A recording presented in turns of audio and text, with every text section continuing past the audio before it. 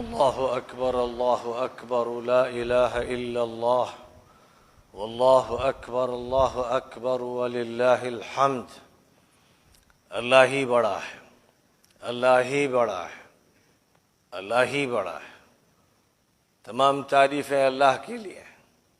لا الہ الا اللہ وحدہ لا شریک لہ، اللہ کے علاوہ کوئی معبود نہیں ہے، کوئی مالک نہیں، کوئی حاکم نہیں، کوئی پروردگار نہیں۔ وہ یکا و تنہا ہے، کوئی اس کا شریک نہیں، کوئی اس کا ساجی نہیں۔ وہ اس کائنات کا خالق ہے، وہ اس کائنات کا مالک ہے، وہ جن و انس کا اور تمام مخلوقات کا معبود ہے۔ وہی ہے جس کو سجدہ روا ہے، وہی ہے جس سے دعا کی جاتی ہے، جس سے مانگا جاتا ہے۔ وہ اللہ ہے جس کی کبریائی کے گن گانے کا حکم دیا گیا ہے۔ عید الفطر اور عید الاضحیٰ کے دنوں کے آغاز میں حکم یہ ہے کہ لا الہ الا اللہ وحدہ لا شریک لہ، لہ الملک ولہ الحمد یحیی ویمیت وہو علی کل شیء قدیر۔ لا الہ الا اللہ وحدہ صدق وعدہ ونصر عبدہ واعز جندہ وہزم الاحزاب وحدہ۔ اللہ کے علاوہ کوئی معبود نہیں ہے۔ اس نے اپنا وعدہ سچ کر دکھایا اور اپنے بندے کی مدد فرمائی اور اپنے لشکر کو عزت عطا فرمائی اور تمام جتھوں کو، پارٹیوں کو، مخالفوں کو شکست دے دی۔ اللہ اکبر لا الہ الا اللہ۔ اللہ بڑا ہے، اللہ بڑا ہے، اللہ کے علاوہ کوئی معبود نہیں ہے۔ یہ وہ صدا ہے جس کو اس دنیا میں لگانے کے لیے اللہ تعالی نے حضرت آدم کو بھیجا، حضرت نوح کو بھیجا، حضرت ہود کو بھیجا، حضرت صالح کو بھیجا، حضرت لوط کو بھیجا، حضرت شعیب کو بھیجا، حضرت موسیٰ کو بھیجا، حضرت عیسیٰ کو بھیجا، اور پھر خاتم النبیین حضرت محمد مصطفیٰ صلی اللہ علیہ وسلم کو مبعوث فرمایا۔ سارے نبیوں کی صدا یہی تھی، مشن یہی تھا، مطالبہ یہی تھا، یا قوم اعبدوا اللہ ما لکم من الہ غیرہ۔ اے میری قوم کے لوگو، اللہ کی بندگی کرو، اللہ کے علاوہ کوئی معبود نہیں ہے۔ یاد رکھو، جس طاقت کو تم بڑی طاقت سمجھتے ہو، اللہ کے نزدیک وہ مکڑی کا جالا ہے۔ امریکہ، روس، برطانیہ، یورپ کے تمام ممالک، مشرق و مغرب اور شمال و جنوب کے تمام ممالک، تمام حکومتیں، ان کی فوجیں، ان کی پولیس، ان کے ہتھیار اللہ کے نزدیک مکڑی کے جالے کے برابر ہیں۔ خدا تعالیٰ جب چاہے گا تو مکڑی کے ان جالوں کو لپیٹ دے گا۔ اس نے جب فیصلہ کیا تو فرعون کو اور اس کے لشکر کو ڈبو دیا۔ اس نے جب فیصلہ کیا تو نمرود کا خاتمہ کر دیا۔ اس نے جب فیصلہ کیا تو ہارون اور حامان اور قارون کا خاتمہ کیا۔ اس نے جب فیصلہ کیا تو ابو جہل اور ابو لہب کا خاتمہ کیا۔ اور اس کا جب فیصلہ ہوا تو اس نے روس کے پرخشے اڑا دیے۔ اور اس کا فیصلہ اب یہ سامنے آیا کہ اس نے امریکہ کا دم نکال دیا اور افغانستان کے صحرا میں امریکہ کو ذلت کا کیچڑ چٹا دیا۔ وہ اللہ ہے جس کے ہاتھ میں طاقت ہے، وہ جس کو چاہے عزت دے، جس کو چاہے ذلیل کرے، جس کو چاہے کرسی پہ بٹھائے اور جس کو چاہے کرسی سے اتار دے۔ یاد رکھے، ہر انسان کو یہ سبق یاد رہنا چاہیے، ہر انسان کو یہ ماننا چاہیے کہ اس کائنات کا جو خالق ہے، پیدا کرنے والا، جو پروردگار ہے، وہی اس کا مالک ہے، وہی اس کا حاکم بھی ہے۔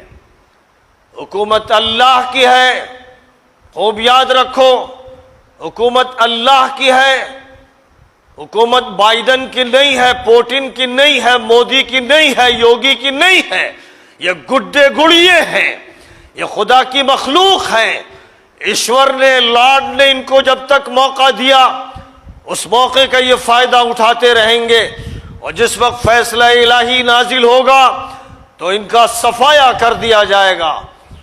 اللہ کا حکم ہے اپنے بندوں کو کہ میری بندگی کرو، میری غلامی اختیار کرو، میرا کلمہ پڑھو، سجدہ میرے لیے، دعا مجھ سے کرو، جانوروں کو میرے نام پر میری کبریائی کا بول بول کر، میری عظمت کے گن گا کر ذبح کرو۔ اگر تم نے اپنے نفس کی قربانی نہیں کی ہے، اگر تم نے اپنی اولاد کی، اپنی بیویوں کی اور اپنے رشتہ داروں کی حق کی خاطر قربانی نہیں دی ہے، تو تمہارے لیے جائز نہیں ہے کہ تم بکرے کی قربانی کرو، تمہارے لیے جائز نہیں ہے کہ کسی جانور کی قربانی کرو۔ روزانہ جانور کاٹے جاتے ہیں، گوشت بکتا ہے، گوشت انسان لیتا ہے اور کھاتا ہے، سال بھر یہی ہوتا ہے۔ لیکن آج کا دن حضرت ابراہیم علیہ السلام کی یادگار کے طور پر عطا کیا گیا ہے، جن کو اللہ نے یہ حکم دیا تھا کہ ابراہیم اپنے اکلوتے بیٹے اسماعیل کو میرے لیے ذبح کر دو، اسماعیل کو میرے لیے ذبح کر دو۔ اور ابراہیم اللہ کے لیے فدائی تھے، شہدائی تھے، خدا کے خلیل تھے، حبیب تھے۔ ابراہیم کو اللہ تعالیٰ نے منتخب فرمایا تھا، وہ اپنی ذات میں ایک انجمن تھے، ان کو اللہ نے لوگوں کا امام بنایا تھا، ان کو اللہ نے بہت سے امتحانات سے گزارا تھا۔ اس امتحان میں بھی پورے اترے۔ انہوں نے اپنے بیٹے سے کہا کہ بیٹے میں خواب دیکھ رہا ہوں اور اللہ خواب میں مجھے یہ حکم دے رہا ہے کہ میں تمہیں ذبح کر رہا ہوں۔ تو بیٹے نے کہا کہ ابا جو حکم آپ کو اللہ کی طرف سے دیا جا رہا ہے آپ اسے پورا کیجئے، آپ مجھے صبر کرنے والا پائیں گے۔ پھر قرآن کہتا ہے فلما اسلما وتلہ للجبین، جب دونوں نے اپنے کو جھکا دیا اللہ کے سامنے اور اسماعیل کو پیشانی کے بل لٹایا، بس قریب تھا کہ ابراہیم چھری چلاتے کہ امتحان پورا ہو گیا، اور اللہ تعالیٰ نے اسماعیل کو ہٹایا اور جنت کا ایک مینڈھا چشم زدن میں لے آیا گیا، اور ابراہیم کی چھری اس مینڈھے پر چل گئی۔ لہذا اسماعیل کی قربانی طلب کی گئی تھی اور بطور فدیہ اللہ تعالیٰ نے ایک مینڈھا نصیب فرما دیا۔ تو معلوم یہ ہوا کہ اصلاً انسان کی جو عزیز ترین چیزیں ہیں، اپنے بیٹے سے زیادہ باپ کو کیا عزیز ہوگا؟ فرمایا گیا اللہ کی خاطر اگر کہا جائے کہ بیٹے کو قربان کر دو تو کر دینا، یہ مطالبہ تھا۔ پھر اللہ کی طرف سے اس مسئلے کو خود ہی ہلکا کر دیا گیا، اور جانوروں کی قربانی ایک علامتی قربانی ہے، گوشت کھانے کے لیے اصلاً نہیں ہے۔ اصلاً یہ قربانی علامتی قربانی ہے، ایک سمبلک ایکشن ہے، اللہ تعالیٰ سے تعلق کا اظہار، کہ گویا میں جانور کو صرف ذبح نہیں کر رہا ہوں، جانور سے پہلے میں نے اپنی خواہشات ذبح کر دیں، اپنی تمنائیں ذبح کر دیں، اور مال و منال کی تمام خواہشات کو ذبح کر دیا، میں نے اپنی دنیا کو ذبح کر دیا۔ جو اپنی دنیا کو ذبح کر دے گا اسے حق ہے کہ وہ جانور پر چھری چلائے، اور جو اپنی دنیا میں مست و مگن رہے گا، حرام و حلال کی تمیز نہیں ہوگی، خیر و شر کی تمیز نہیں ہوگی، اور اللہ کی غلامی کی جگہ دوسروں کی غلامی اختیار کرے گا، کسی کو اپنا آقا بنائے گا اور اس آقا کے سامنے سر جھکائے گا اور اس کی جوتیاں سیدھی کرے گا، چاہے یہ سلسلہ روحانی اعتبار سے ہو یا علمی اعتبار سے ہو یا سیاسی اعتبار سے ہو۔ سن لیں وہ سارے مسلمان جو مشرکوں اور کافروں کو اپنا آقا بناتے ہیں اور اپنا سیاسی لیڈر بناتے ہیں، وہ مشرک ہیں، وہ مشرک ہیں، وہ اللہ کے ساتھ شرک کر رہے حکمرانی میں، وہ اللہ کے ساتھ شرک کر رہے ہیں سیاست میں، وہ اللہ کے ساتھ شرک کر رہے ہیں اس دنیا کے تمدن کے معاملے میں، اس دنیا کے نظام کے معاملے میں۔ اور جو اللہ کے ساتھ شرک کرے گا وہ جتنی چاہے نمازیں پڑھ لے، اور جتنے چاہے روزے رکھ لے، اور جتنے چاہے حج کر لے، اس کا کوئی عمل قابل قبول نہیں ہوگا۔ اللہ کے ہاں شرک کی ملاوٹ کے ساتھ کوئی عمل قبول نہیں کیا جاتا۔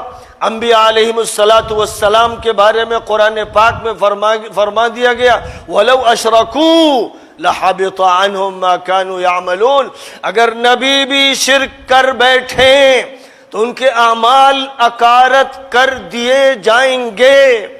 اور آخری نبی سید الانبیاء حضرت محمد مصطفیٰ صلی اللہ علیہ وسلم سے اللہ نے فرمایا لَإِنْ أَشْرَكْتَ لَيَحْبَطَنَّ عَمَلُكَ، اے نبی آپ نے بھی اگر شرک کر لیا تو سارے عمل آپ کے بیکار ہو جائیں گے۔ اس سے زیادہ کیا ہو سکتا ہے؟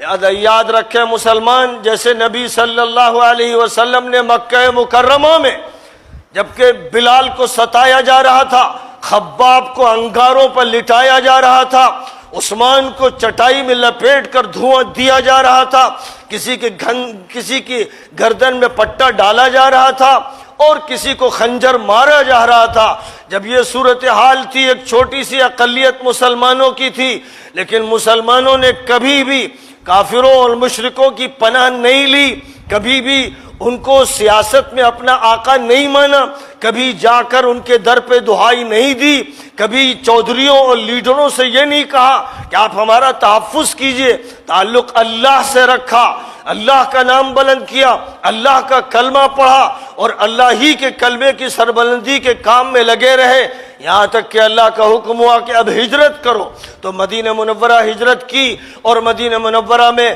اسلامی حکومت قائم فرمائی۔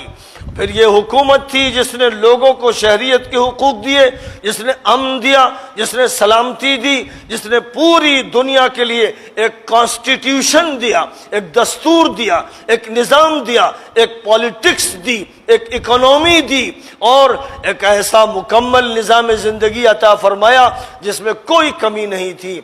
آج ایک طویل عرصے سے مسلمانوں نے اپنا رخ بدل دیا۔ مسلم ملکوں کا بھی یہی حال ہے کہ جو ملک مسلمانوں کے کہلاتے ہیں